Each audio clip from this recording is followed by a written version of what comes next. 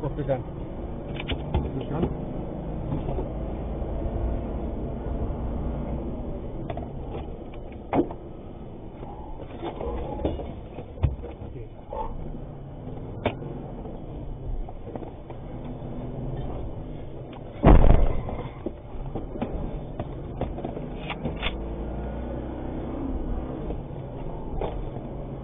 Omloop.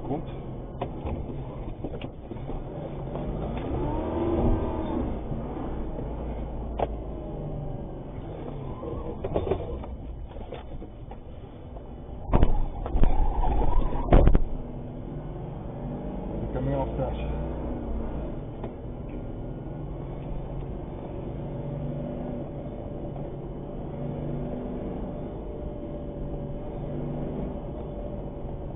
Coming off that.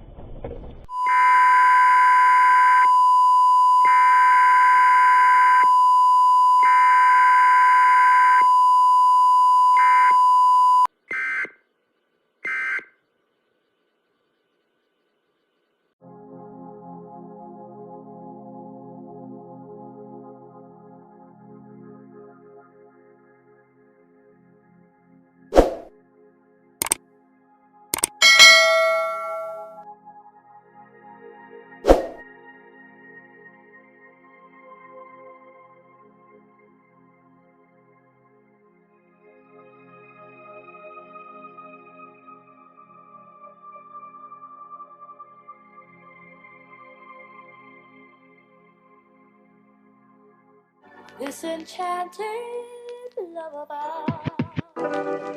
There is no truth until you decide what truth is, and each person should find that truth out for his or herself. This enchanted love of ours. This enchanted love of ours. You know what? Global family, look in the mirror. I want you to take a good look. You are the champion, the hero of your story. No matter how much praise you may give some of us who may help you on this journey, it is you who has to walk it. We are only a catalyst to help you see.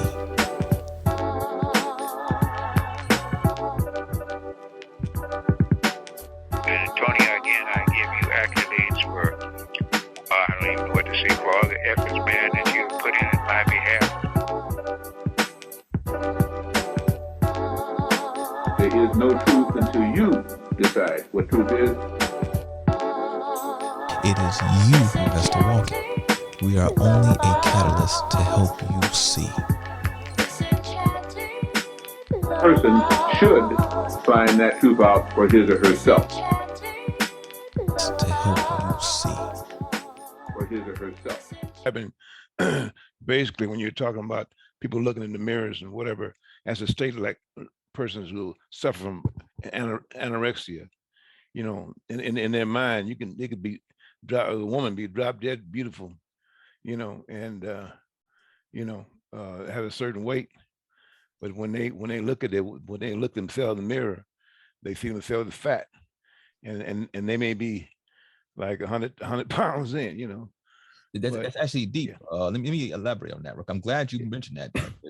That is an example of that, right? So on the women's side, you typically get those women who see themselves as fat, so they want to become smaller. On the male side, you have men who see themselves as small and they want to get bigger, okay? And they literally see that.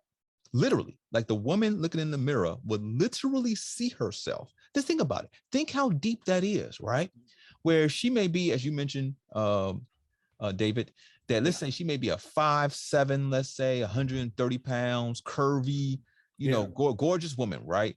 Mm-hmm. And she sees herself as being like a glutinous, obese woman. She literally, when she looks in the mirror, she sees fat hanging off and stuff like that. How can the reality be so different through the eyes that we look through, right? And then she would end up starving herself to the point where she's a 70-some pounds, 60-some pounds, to the point where almost brink of death. On the opposite side, many of the weightlifters you all may see, right? This is the men's side. When they look in the mirror, they see a man who's super skinny, right? And they're like, I gotta lift weights more. I'm too skinny, right? And this ends up leading to an enormous steroid field man who's absolutely huge, right? And it's so huge, like, for example, he has to walk through the door sideways. He can't even walk through the door just straight through, like how we call walk through doors. And yet when he looks in the mirror, he sees still the skinny man. How can he see the skinny man when he's even in the gym lifting he's bench pressing 450, bench pressing 650? This brother is bench pressing literally half a ton. So how can he even think he's that skinny? But nope. When he looks in the mirror, he literally sees through his eyes a scrawny man that has to get bigger. That tells you right there that, and let me get to this before I get to that. In the psychological field, when I sat back and looked at some of these studies and stuff like that, in the mechanisms of how they try to help those people, a lot of times really it's just them trying to convince them that they're not seeing what they're seeing. Okay, and convince them to change the way that they see things from inside themselves, and hopefully they're able to see reality for at least in this frame for what it is. That shows you how deep it actually is, how we can shape in what we see by what we think, by our internal state, and so on and so forth. And that can be majorly and greatly manipulated.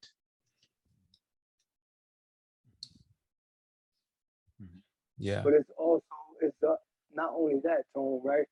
But the mirror is also magical itself. Most definitely. Just so you know, I did hear you, but you're coming through really muffled. Yes, what Ed said is that the realm itself is extremely magical, 100%. Here, I mean, this is the thing. The thing about it is that the magical things that can go on here, unfortunately, humanity is not yet ready for it yet. Okay, because I put it this: when humanity stands up, even as individuals, remember, stand up as an individual, eventually you stand up in mass, right? If all the individuals on the planet stood up, then you have the collective of humanity standing up, right? So until that time happens, certain aspects of the realm will not be exposed. But there's actually a caveat to that. Okay, so let's get into a little bit of magical stuff right now, right? So here's a story. I mentioned this maybe one time sometime in the past, but it deals with the walking man.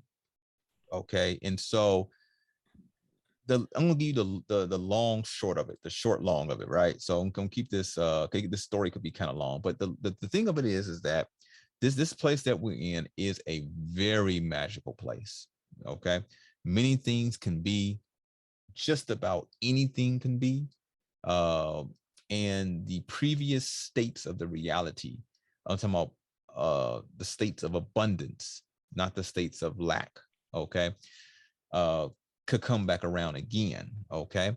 And so there's the one way, and then there's the emergency way, okay? The emergency way creates other types of chaotic forms, though. So the one way, again, is humanity just standing up, or at least a percentage of humanity standing up saying, hey, enough is enough. This is ridiculous at this point.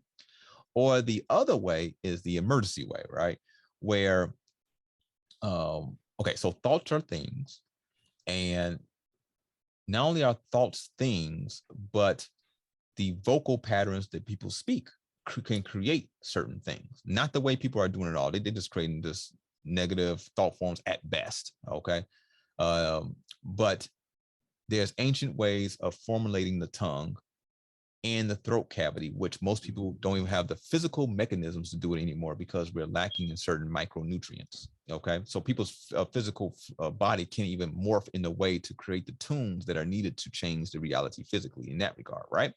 But also there's another way through dance. Okay, and it's not the way people are dancing. It's not the twerking that we see all happen all over the place in restaurants in front of children. That's not it at all. That creates, again, negative thought forms. Okay, it's a very specific dance because the beating of the drum. Okay, this is not the literal beating of the drum. This is the earth is the drum, and the beating is the feet or the legs hitting the drum. Okay, so the beating of this drum in a certain sequence by a certain number of people who understand the ancient dance. And this ancient dance is known by many tribes still, okay? If they all collectively, again, some tribes here are very chaotic, okay? Just like people think that in the past, you have to go back really, really, really, really far in the past to get to the point where people were walking around in unison in peace, okay? What we call peace or balance, okay? But between that time and now, there are many tribes running around here causing the same exact problems that the Draconians cause. Okay.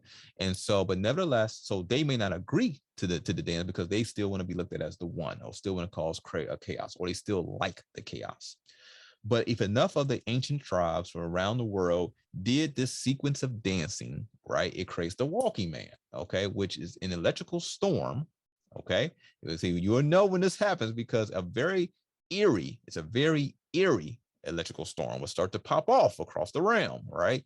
And it'd be something that none of us have seen in our lifetimes, okay?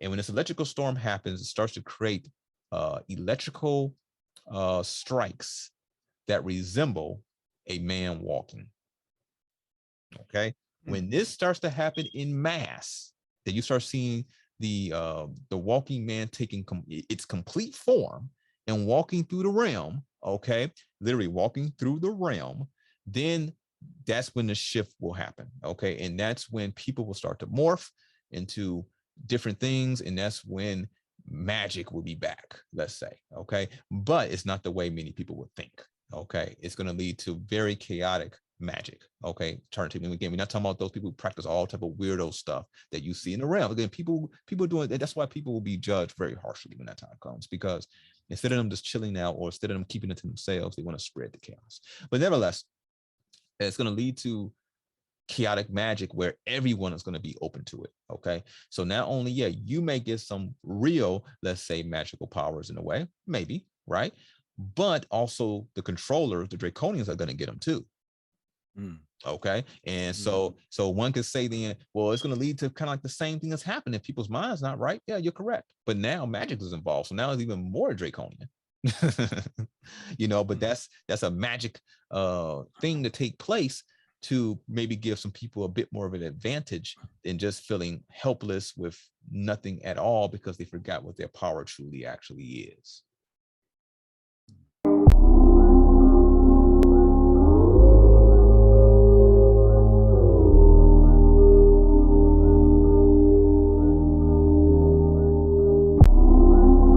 This enchanted lullaby.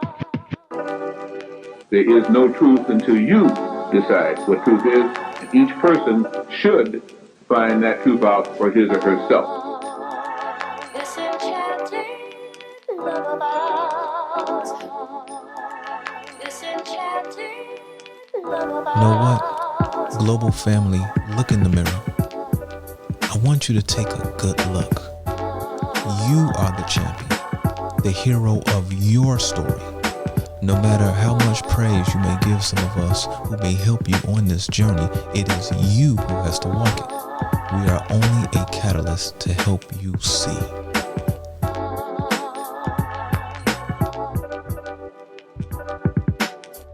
Tony, again, I give you accolades for, I don't even know what to say, for all the efforts, man, that you have put in my behalf.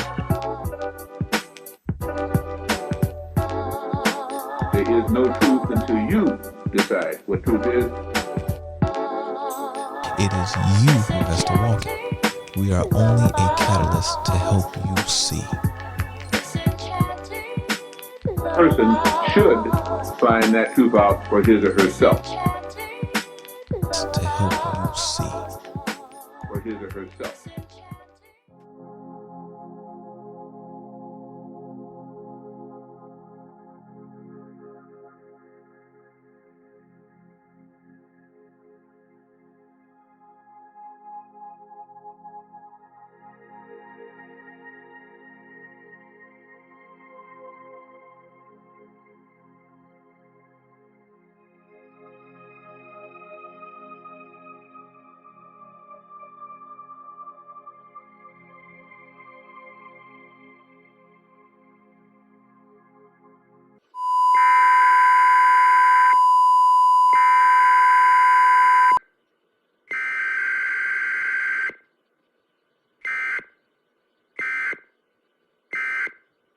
that the government of Dubai has been so foresighted in establishing a Center for the Fourth Industrial Revolution in cooperation with the World Economic Forum. The objective is to quickly recognize the potential of new technologies, as well as develop the necessary ethical and political frameworks around those new technologies to ensure that those technologies are human-centered and society-oriented.